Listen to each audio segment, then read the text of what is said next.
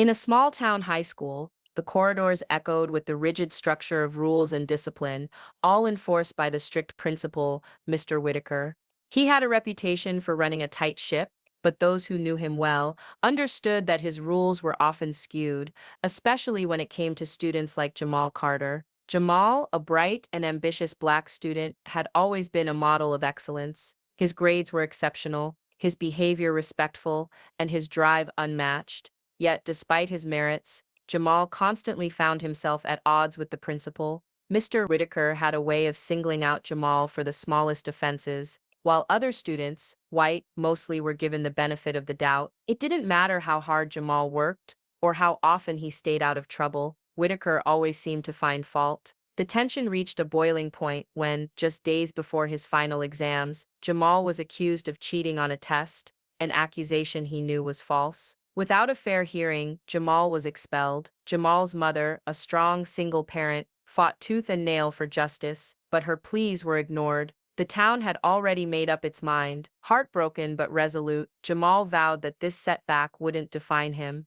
He would succeed, no matter what. Life after expulsion was anything but easy for Jamal. He was devastated, confused, and filled with a sense of injustice. The doors that were supposed to open for him seemed to slam shut. His dreams of graduating with his classmates, of walking across the stage to receive his diploma, vanished in an instant. But Jamal was no quitter. His mother had raised him to fight for what was right, and he wasn't about to let one man's prejudice control his future. Jamal didn't give up. He enrolled in a GED program, and with the same dedication that had carried him through high school, he passed with flying colors. But just earning his GED wasn't enough. He needed more. Jamal worked multiple jobs, from waiting tables to stocking shelves, all while taking college courses in the evening. He knew that education was the key to breaking the cycle of discrimination and poverty, and he was determined to prove it to himself and everyone who had ever doubted him. Higher education, however, was no easy road. Jamal faced the kind of subtle and overt racism that many of his peers never had to think about. Professors questioned his abilities, classmates assumed he didn't belong, and every step felt like an uphill battle, but he pushed through the hard times. Every time someone looked down on him or dismissed his ideas, Jamal only worked harder. He focused on his studies with an unshakable resolve, determined to earn his place. Then, in his second year of college, Jamal met Dr. Williams, a seasoned professor who had seen the struggles of many students like Jamal. Dr. Williams saw something special in him. He didn't just see a student working to survive college, he saw a future leader. Dr. Williams took Jamal under his wing, becoming both a mentor and a friend. He showed Jamal the power of education as a tool for change, guiding him to focus on educational leadership. "You have a voice that can change the world, Jamal," Dr. Williams often said. "You just need the right platform." Under Dr. Williams' guidance, Jamal's confidence grew. He completed his undergraduate degree in record time, then moved on to a master's program, where he focused on education policy and leadership. By the time he earned his PhD in educational leadership, Jamal had become not just a survivor but an advocate for students like him. His academic achievements were unparalleled, and he began speaking at conferences, inspiring others with his story. Despite the hurdles he faced, Jamal's resilience became his greatest strength. He began to rise through the ranks in education, gaining recognition for his fair approach, innovative ideas, and deep commitment to diversity and inclusion. People respected him, not just because of his academic prowess, but because of his character. He had worked harder than most, proven himself where others had failed, and now he was a respected leader in the educational field.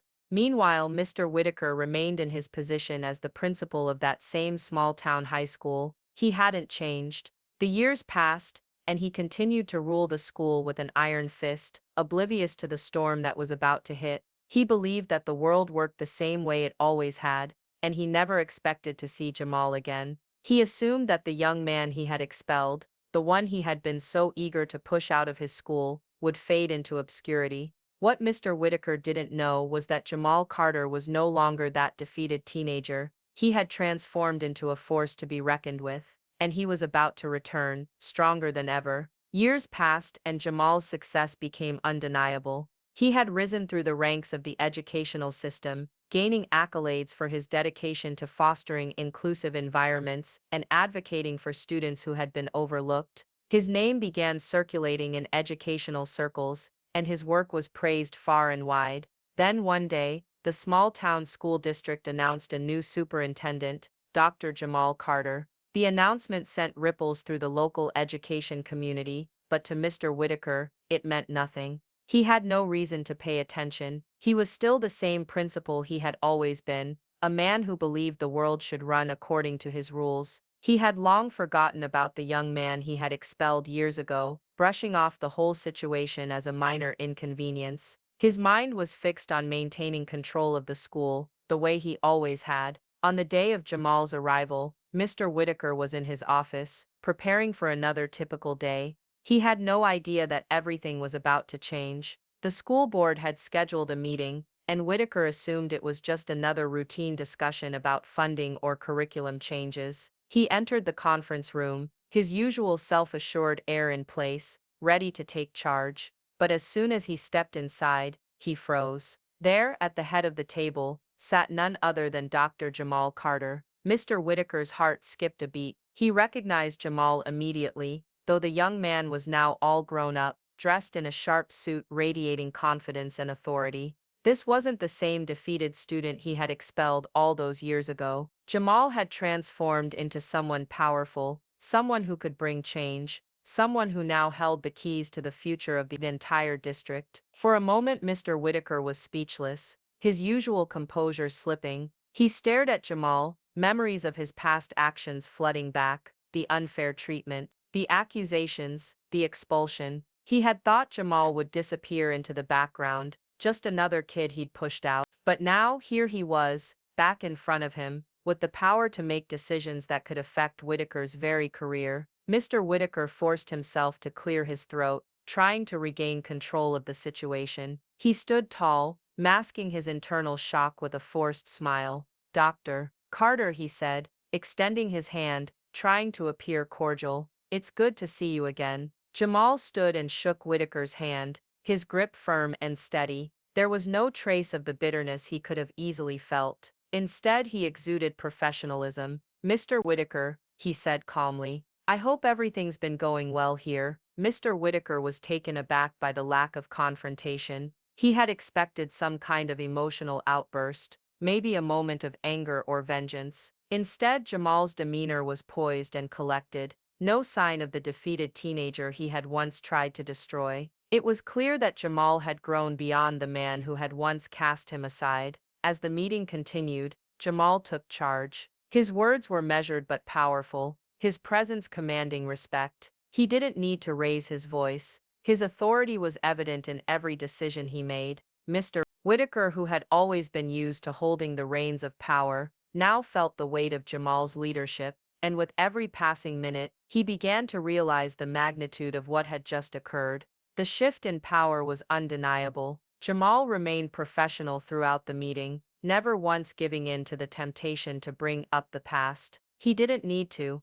The room was full of people who respected him, and Whitaker for the first time found himself on the defensive. Jamal's confidence, his vision for the future, and his ability to lead were impossible to ignore. As the meeting concluded, Jamal's final words left a lasting impression. "We're going to work together to make this district the best it can be. That means creating an environment where every student, no matter their background, feels valued and respected." Mr. Whitaker, shaken but determined not to show weakness, nodded stiffly, but the words hung in the air, a silent acknowledgement of the change that had just occurred. Jamal Carter wasn't just back. He was in charge now, and there was no escaping the consequences of the past. The days that followed Jamal's arrival as superintendent were filled with a tense silence. Whitaker, despite his initial attempt to appear composed, found himself growing increasingly anxious. Jamal had taken control with ease, and Whitaker could feel the power shift every time he walked into the office. He had no choice but to face the reality that the very student he had wronged had returned,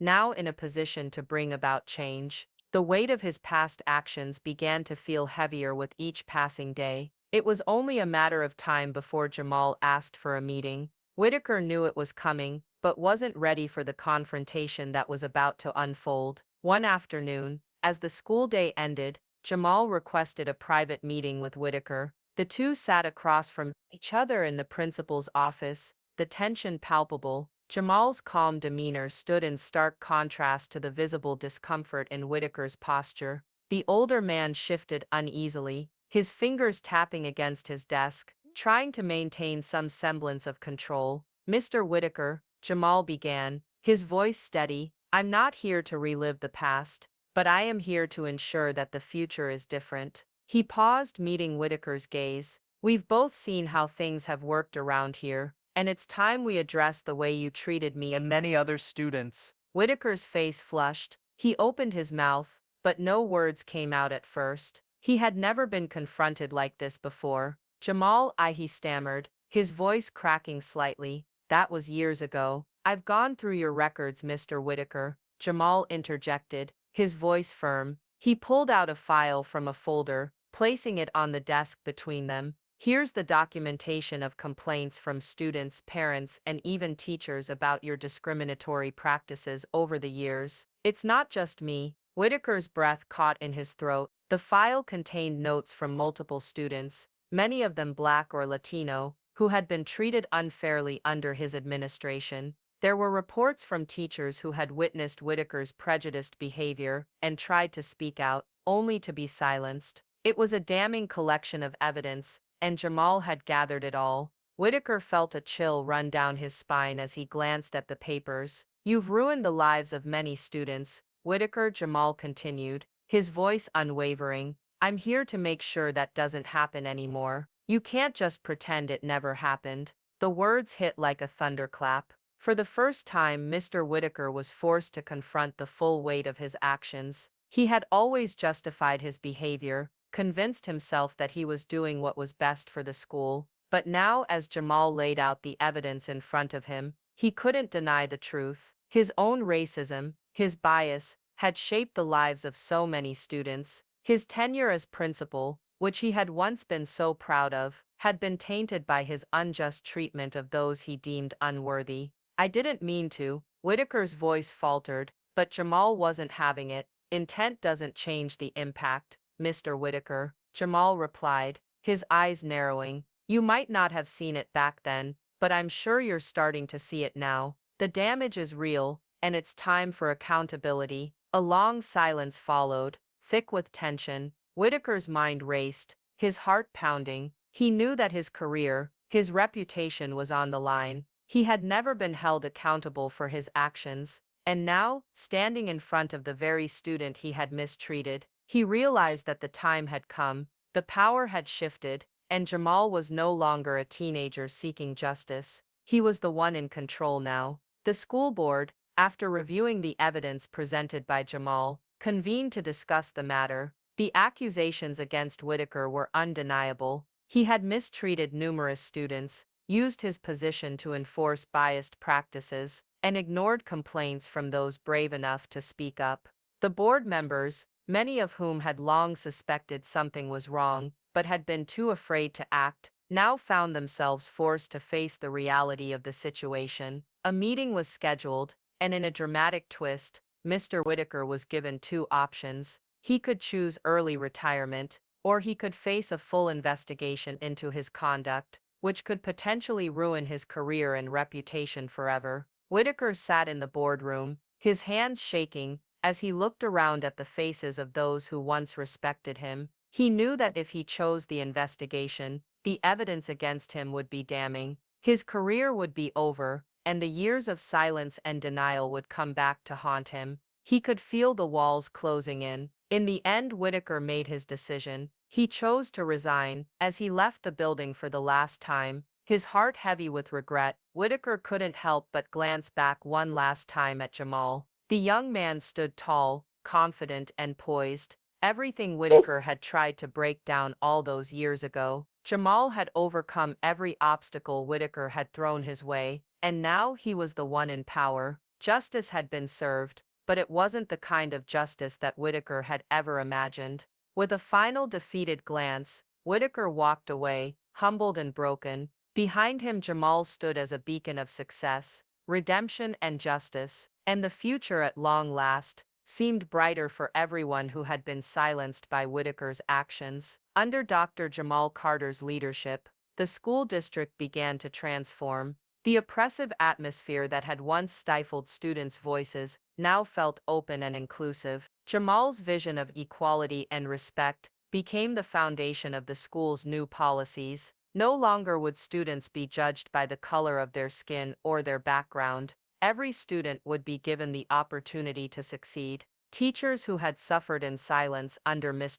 Whitaker's regime now found their voices, speaking up about the changes they had longed for. The halls once filled with tension were now alive with hope and possibility. Jamal's success was not just a personal victory, it was a victory for everyone who had been mistreated, overlooked, or silenced. His leadership wasn't just about righting the wrongs of the past, it was about building a future where everyone, no matter their race or circumstance, had the chance to thrive. The district had become a model of inclusion, where the voices of the oppressed were finally heard, and the future was full of opportunity. One evening, after a long day of meetings and reforms, Jamal visited his mother. She was sitting in her favorite chair, knitting quietly by the window. When she saw him, her face lit up with pride. Jamal had achieved more than just redemption. He had brought justice, not only for himself, but for all those who had suffered under the weight of prejudice. As she wrapped her arms around him, she whispered, "You didn't just prove them wrong, Jamal. You showed them what it means to be truly strong." And with that, the story closed on a powerful note. Perseverance triumphs over prejudice, and justice, though delayed, always finds its way. Thank you for watching this powerful story of perseverance, justice, and redemption. Jamal's journey proves that no matter the obstacles, standing up for what's right can lead to change that impacts not only your life, but the lives of others. His story reminds us all that justice may be delayed, but it will always find its way. If this story inspired you, don't forget to like, comment, and share it with your friends. Your support means the world, and if you haven't already, subscribe to stay tuned for more incredible stories that will touch your heart and ignite your spirit. We appreciate you being part of this journey with us. Keep fighting for what's right.